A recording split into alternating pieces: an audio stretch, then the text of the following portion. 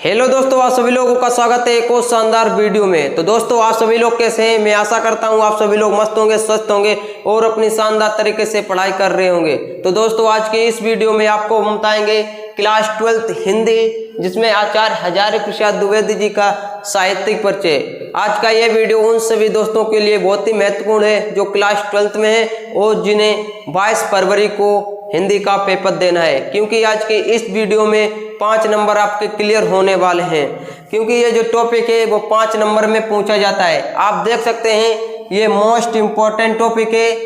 13, 14, 15, 16, 17 यानी कि ये 2013 से लेकर 23 तक का पूछा गया टॉपिक है। यानी कि ये टॉपिक जो है वो हर साल बोर्ड एग्जाम में पूछा जाता है। अगर आप ये टॉपिक अगर मॉडल में देखते हैं तो वहाँ पर बहुत बड़ा लिखा होता है, जिससे कि हम जल्दी उसे याद नहीं कर पाते हैं। अगर इस प्रकार का शॉर्ट याद करते हैं साहित्यिक परिचय तो हमें जल्दी याद हो जाता है और हम बोर्ड एग्जाम में जल्दी लिख भी देते हैं। क्योंकि जो हिंदी का पेपर होता है वो बहुत बड़ा होता है, उसे लिखने के लिए हमें ज़्यादा समय चाहिए। बहुत से स्टूडेंट क्या होते हैं वो जल्दी लिखते हैं और अपना पेपर भी आधा छोड़ देते हैं, क्योंकि वो सही तरीके से लिख नहीं पाते हैं। वो मॉडल से रटा हुआ लिखते हैं और मॉडल में बहुत बड़ा दिया होता है। अगर आप इस प्रकार का शॉर्ट साहित्यिक परिचय याद करते हैं तो आप जल्दी बोर्ड एग्जाम में लिख देंगे। तो इसीलिए आज का ये वीडियो आपके लिए वेरी मोस्ट इम्पोर्टेंट है। आपको वीडियो को बिल्कुल ध्यान से देखना है। चलिए हम अपने टॉपिक को शुरू करते हैं।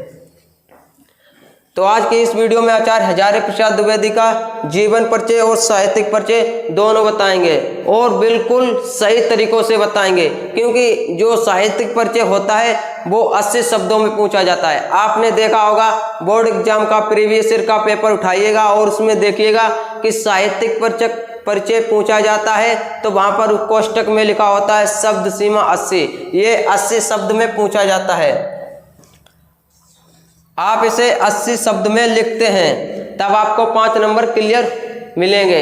अगर आप वहां पर 60-70 शब्दों में लिखते हैं तो नंबर नहीं मिलेंगे। अगर आप 80 शब्दों में लिखते हैं तो नंबर बिल्कुल 5 आपको मिलने वाले हैं। जे नहीं बढ़ा चढ़ा कर लिखा है 200 शब्दों में तो आपको ज़्यादा नंबर नहीं मिलेंगे, नंबर सिर्फ आपको 5 ही मिलेंगे। और बिल्कुल मेन पॉइंट आपको हम बताएंगे जिससे कि एग्जामिनर इम्प्रेस हो जाए और आपको 5 नंबर बिल्कुल क्लियर करके दे। तो चलिए अपने टॉपिक को शुरू करते हैं। तो नंबर 1 हेडिंग होती है जीवन परिचय।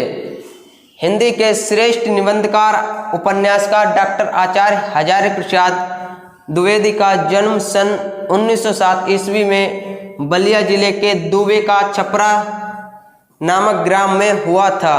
जो हजारी प्रसाद द्विवेदी थे उनका जन्म सन 1907 ईस्वी में कहाँ हुआ था?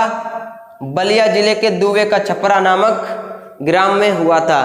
तो ये जो हमने लिखा है सन 1907 हाईलाइट करके आपको कॉपी में लिखना है, जिससे कि एग्जामिनर जब आपकी कॉपी चेक करे तो उसकी निगाह फोकस उन्हीं शब्दों पे जाए जो वो देखना चाहता है। उनके पास इतना टाइम नहीं होता है कि वो आपका शुरू से लेकर लास्ट तक देखें कि आपने कैसा लिखा है। आपका वही शब्द देखेंगे जो इम्पोर्टेंट होंगे। जैसे उनका जन्म हो गया, गांव का नाम हो गया, पिता का नाम हो गया, मृत्यु हो गई, उनकी रचनाएं हो गई, तो ये चीज़ें वो पहले देखते हैं। तो ऐसे आपको हाईलाइट करके लिखना है जिससे कि एग्जामिनर जब आपकी कॉपी चेक करे उसका फोकस वहीं पर जाए। तो उनका जन्म 1907 ईस्वी में बलिया जिले के दुबे के छपरा नामक ग्राम में हुआ था। इनके पिता का नाम अनमोल द्विवेदी तथा माता का नाम ज्योति कली देवी था। इन्होंने हिंदी एवं संस्कृत भाषाओं का गहन अध्ययन किया। गहन का मतलब है कि उन्होंने बहुत ही अच्छी तरीके से संस्कृत और हिंदी भाषाओं का अध्ययन किया था। शांति निकेतन, काशी हिंदू विश्वविद्यालय एवं पंजाब विश्वविद्यालय जैसी संस्थाओं में यह हिंदी विभाग के अध्यक्ष भी रहे। जो शांति निकेतन और हिंदी विश्वविद्यालय एवं पंजाब विश्वविद्यालय में ये क्या रहे? संस्थाओं में हिंदी विभाग के अध्यक्ष रहे।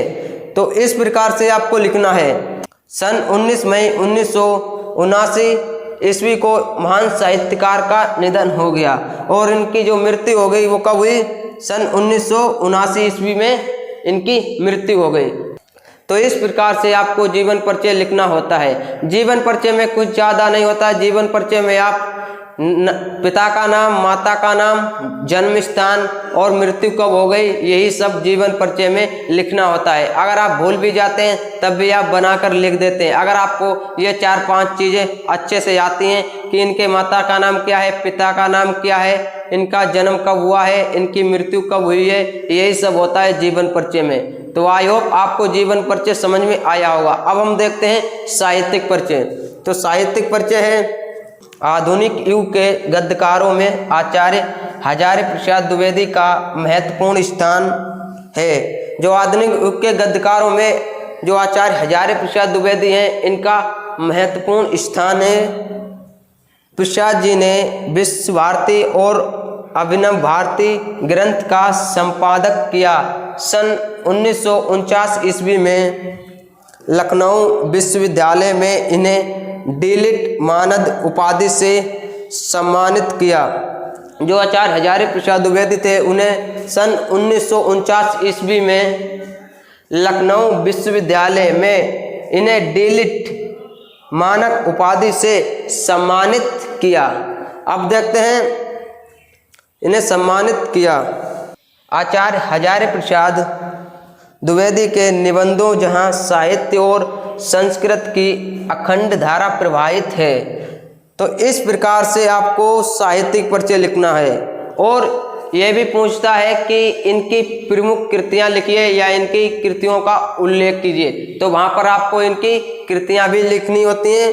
तो इनकी कृतियां हैं, इनकी प्रमुख कृतियां निम्न हैं: निबंध संग्रह, अशोक के फूल, कल्पलता, कुटज आदि, उपन्यास अनाम दास का पोता, बाण भट्ट की आत्मकथा आदि। आदि का मतलब है इन्होंने और भी उपन्यास और निबंध लिखे हैं। तो आई होप ये वीडियो आपको बिल्कुल सही से समझ में आया होगा। आज के इस वीडियो से देखने के लिए आपको बिल्कुल 5 नंबर क्लियर हो गए होंगे और ये भी डाउट क्लियर हो गया होगा कि ये कितने शब्दों में पूछा जाता है और हमें किस प्रकार से लिखना है। लिखते तो बहुत विद्यार्थी हैं, लेकिन कुछ इस प्रकार से लिखते हैं तो आपको अच्छे नंबर ही मिलेंगे।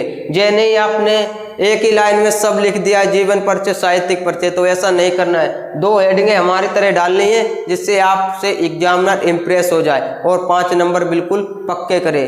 तो आई होप ये वीडियो आपको अच्छा लगा है। वीडियो अच्छा लगा तो वीडियो को लाइक कर देना। चैनल पर नए थे तो चैनल को सब्सक्राइब कर लें, जिससे कि हम एजुकेशन से रिलेटेड कोई भी वीडियो अपलोड करें उसका नोटिफिकेशन आपको बिल्कुल टाइम पर मिले। तब आप मिलेंगे स्टूडेंट अगली नेक्स्ट वीडियो में। तब तक के लिए जय हिंद, वंदे मातरम। अपना ख्याल रखिए और अच्छे से पढ़ाई कीजिए।